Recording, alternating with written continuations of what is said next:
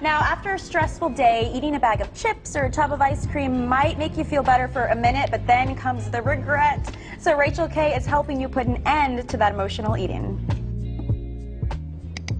In the words of Fat Bastard, I eat because I'm unhappy, and I'm unhappy because I eat. Certified nutritional consultant Carol Cottrill is with us this morning. Welcome. Emotional eating. Yep. We've all been there, had a bad day, grabbed a bag of chips, ice cream. Why? Because we've been soothed by food, because it's available, because it works at least temporarily, and in some cases because it stuffs down our feelings. Yeah. So how do we put an end to this emotional eating and then added pounds because we're eating a bag of chips?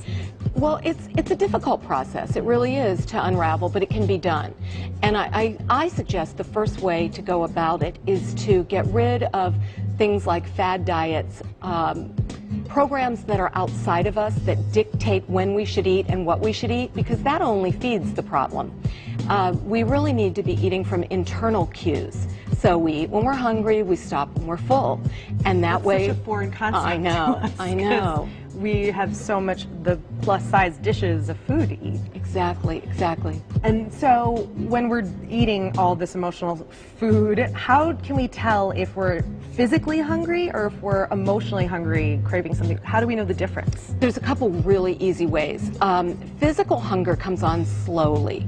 You know, it's about 11, you start to feel a little rumbling in your stomach, you start thinking about what you're going to have for lunch, you start planning your meal, you don't mind getting a little bit hungry and waiting for it, and then you enjoy it and you're satisfied afterward. Right.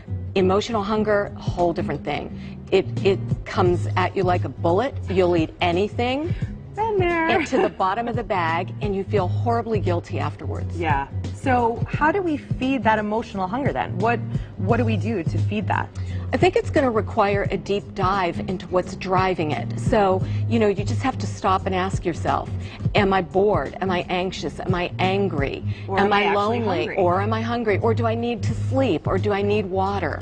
Those are all really good things. Yep. Thank you so much, Carol. Thank you. For more signs of emotional eating and more on Carol's new book, just check it out at bodychecklist.com.